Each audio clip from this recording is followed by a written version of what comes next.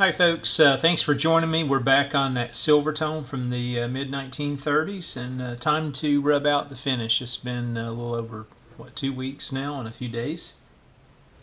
So you can see I've already started removing the orange peel here on the right side, and you can see all the orange peel and overspray on the left side. So again, let me show you what steps I'm taking here to do the rub out and remove the orange peel. What I'm going to do is wet sand with some pumice stone. I'm going to start out with 2F and mix that with a little bit of paraffin oil, and just use some sanding paper here. I think I'm going to start with probably a 400 grit or so. I've got multiple coats of lacquer, so I think I got a fairly good buildup, and I feel comfortable with that. A light pressure, and I'm going to have a little bit of a mixture of the pumice already on there with some of the paraffin oil, and that will be the wet sanding to try to remove again the bulk of the orange peel. Once we finish here with the 2F, we'll move to the pumice 4F, and then we'll polish everything up with the conventional rotten stone and take a look at everything. Okay, if you guys select to use this method and procedure, again, be sure you're following all the safety warnings. This stuff is not good to breathe in. So I've got a dust mask on right now, and I'm going to go ahead and seal this back up and get it out of the way, and then I'm going to just pour in a bit of paraffin oil, and I'll stir this up here, and I just want to make a paste.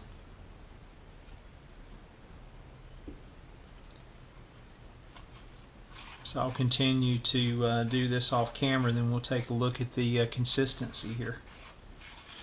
So here you go, you can see the paste and everything. Again, it's rather thick, and just to give you an idea of the consistency I shoot for, it just does drip off of the spoon. Now I could add more or less oil to again kind of soften this up, but I think I'll just start with this consistency and we'll go from there. The other thing that we'll be using here in just a bit is a felt block, and this is one I bought many years ago. And again, I'll start with the sandpaper mix with the pumice stone 2F to do some wet sanding, and then we'll move over to this piece of felt just with the pumice 2F again before we transition over to the 4F. Okay, I've tried to adjust the lighting here in the shop where you can see the orange peel in this area. So we'll start in that area, and again I'm going to just apply some of the mixture, and again I'm going to sand with the grain. I did notice I have some imperfections under the grain, and that was a little bit of sloppiness on my part on doing a better job of sanding out the substrate.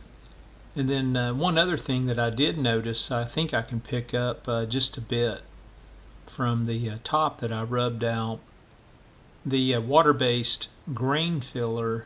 I think it's important to go with the grain toward the end. I picked up a few swirls as well, but again, that's just a lack of total prep on my side to get the substrate material probably in better condition. Again, I'm applying very light pressure, and just let the two abrasives here do their job. I don't want to sand through the lacquer. Of course, the great thing about lacquer, if I would do that by mistake, it would be easy just to go back, spray a few more coats on, and let it set up for a period of time. We'll be good to go. So again, I'm just applying just very little pressure. I can get more aggressive if I need to, but let me just wipe this off here now and just see if we can see any change at all just in the first couple minutes. And that's probably showing up, so you can see it's cutting the orange peel down, and it was fairly bad orange peel, so this is that's the reason I went as aggressive as I did with the 400 sandpaper. Otherwise I would have started with something with a higher grit for sure. Alright, let me continue to work on this section here, and I'll be right back. Okay, just to show you how quick of work I was able to make of that here, and again I'm going to try to hold it where it shows up. I've sanded probably for a total of 3 or 4 minutes, again with very light pressure, just letting the abrasives do the work. But you can see right through this area I still have some orange peel, and I want to get this nice and slick, again without burning through the lacquer before I progress over to the 4F pumice stone. So let me continue to kind of grind away here. Again, as you work this a light that's reflecting off the surface really is going to be your best friend. That's what I found anyway, because I can see the voids. And again, I'm such a small spot here, you can see that I've just got a small piece of paper cut out. I could put this on the back of a piece of wood or something, or foam, and make sure it's flatter. But again, I don't have any issues here. Then when we get to the using the felt for the pumice, any other hills or valleys, I've got the hills, I'll be able to probably clear up pretty well. The other thing, the advantage I found using the paraffin oil with the pumice stone for removing this, if I use water with a little bit of suds or soap or just plain water, I risk the factor of raising the grain, especially around the areas where the veneer itself has been attached with hide glue around these cutout areas. And I've done that before. I prefer using an oil-based product as such, just to minimize the risk again of having this veneer lift on these edges and having to start over. Okay, one more look here. You can see I'm getting closer, but I've still got a few problems right in this area. So let me continue to work those out. Okay, one more look here, and again you can see just a few more minutes here of letting the sandpaper again mix with a little of the pumice here mixed, tear down the orange peel. So I'm really close in this area, a few little touch-up spots here, then I'll move up to this area where these two pieces of veneer match and come together at this point, and then I'll work out these center grill areas as well. And then we'll take a look at it here before we move along over to the 4F. Okay, I'm moving over to the these grill cutout areas, and I'm gonna go ahead and go. You can see vertical here against the grain. I'll go back and go horizontal. I just want to cut down the high spots at this time, and then I'll go back and sand with the grain. But again, this is very light pressure that I'm applying, because again I don't want to take any chances of burning through the lacquer.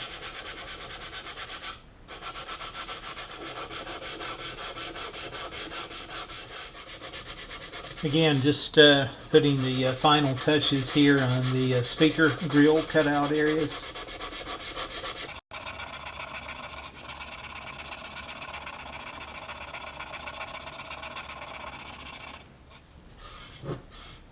Get this wiped off here, and hopefully we'll be able to see some improvement.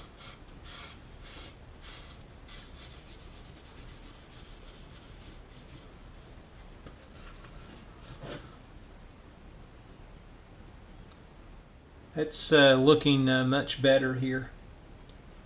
Again, I'll move it around here under different lighting conditions. I still see just a few spots here that I'm going to try to clean up real quick, and then we'll move on over to the Pumice 4F and work this section, this section, this section, and then apply a little rotten stone, and I'll just save this section for last here. Okay, one final look after, again, just doing a little tweaking here. So I think I'm going to call that good enough.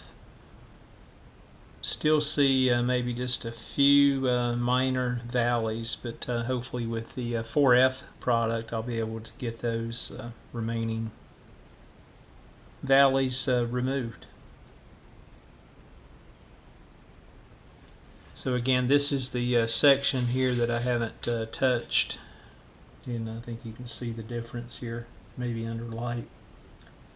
Again, this is going to look a little dull till we polish it up, and then again, I'm not really sure I'll go for a high gloss, more maybe of a semi-gloss for this cabinet to mirror the existing finish. But you can just see real quickly using the sandpaper and using a little of the Pumice 2F product really cuts down the orange peel quick.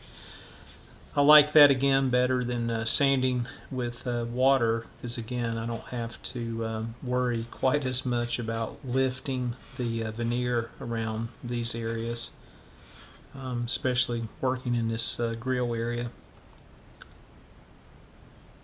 Alright, let me get a mixture of 4F. It'll be the same method as the 2F. I'll make a paste, and then we'll come back and pull out the felt block and start polishing this up just a bit. Okay, I mentioned the felt block. I'm going to just use this end just due to the size of this piece that I'm working on. Smaller felt block might be better suited, but I think this will work just fine. Again, you can see I've got the Pumice 4F, and just got some applied here, and I'm putting very light pressure, and again I'm just going with the grain.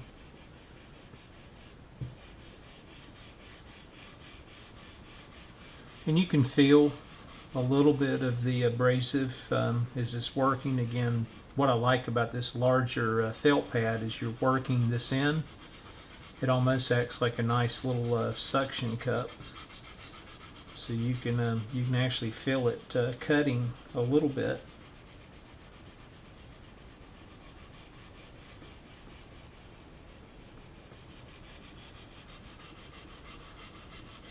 Let me continue to work this here for a few more minutes, and then get a clean cloth here, and we'll wipe it off with the grain and see what the results look like.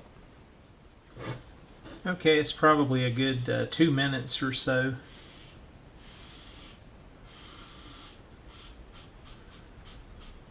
And again, they say to wipe off with the grain. And I think that's really more important with the 2F, because it is more abrasive than the 4F product here.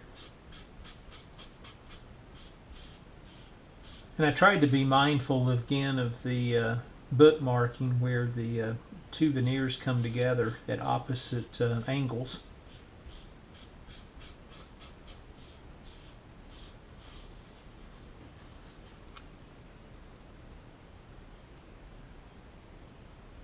Maybe that's showing up there under light. Let me go ahead and polish again. This section a little more, move down here, then do this section, and then we'll come back and look at the results here again after a little work here with the Pumice 4F.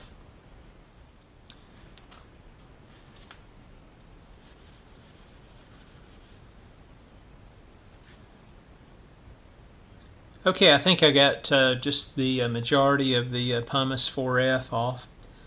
Still a few smeary spots here that need another rag. But you can see the hopefully the difference here. Let me try to get underneath the light. I haven't rubbed this area out right here. And again, you can see the orange peel. And this area, again, I've sanded, removed the orange peel, starting with the Pumice 2F, moved to the Pumice 4F. And now I'm getting ready to finish up here with some rotten stone. Again, I'm going to do these sections here and see if we can bring just a little better glossy finish to this. And then I'll decide again where to end the finish out. I don't really want a piano finish on this, but maybe something semi-gloss would be good. So again, let me get some rotten stone ready, and we'll use a different felt pad, apply it in the same method. We'll come back and look at the results. Okay, got some more of the rotten stone mixed up here, and again a different felt pad that's dedicated to this product. And let me start applying it here. Rub some of this off here. And again, this is the rotten stone.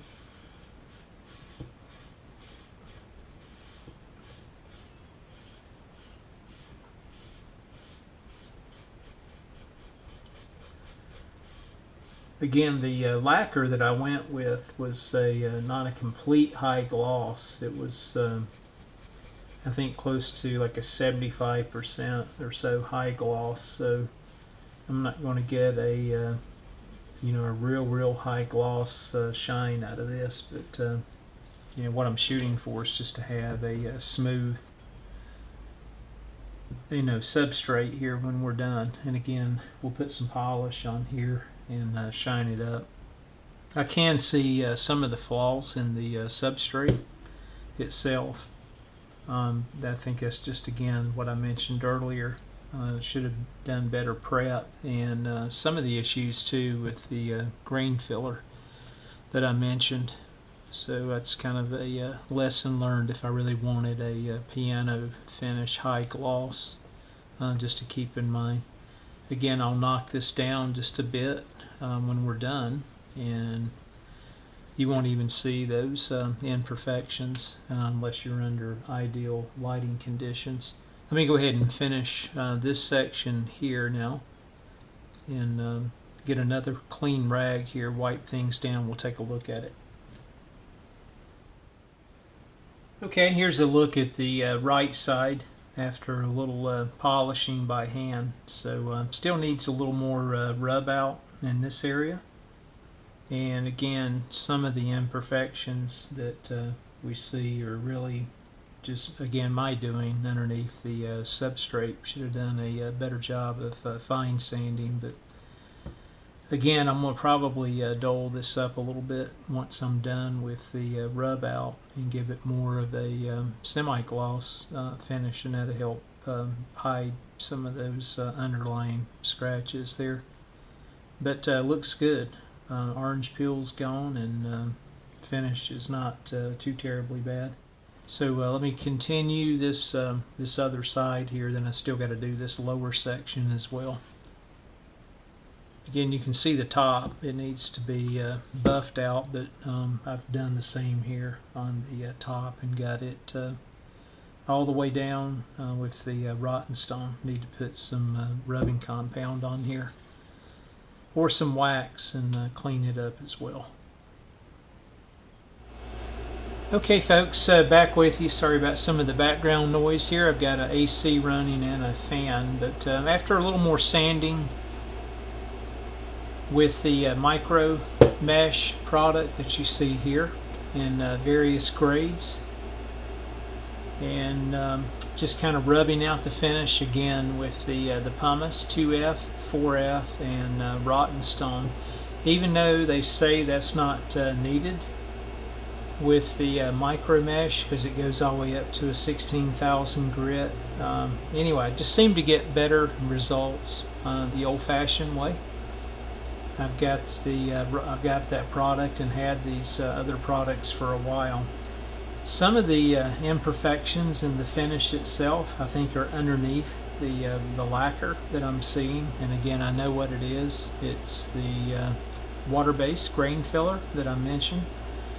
So you guys tell me, should I stay with this you know, glossy finish? It's not a pure gloss because again I'm not using a high gloss sheen lacquer, or should I use a little steel wool on it and make it more of a you know, semi-gloss or a little under a semi-gloss, just to cover some of those flaws up that you can see.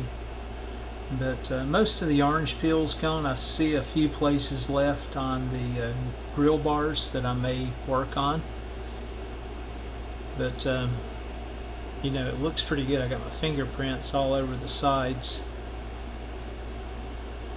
and again the top turned out pretty well, but again you can see some of the scratches. If it's showing up on camera, it looks to be on top of the surface, but it's actually under the lacquer. Believe me, I've sanded and just done a lot of touch up in that area, and those will not go away. So that's just kind of a lesson learned on my part. We'll finish up here with a couple photos from outside in the sunlight. We can get away from some of these fluorescent lights and you can take a look at the results.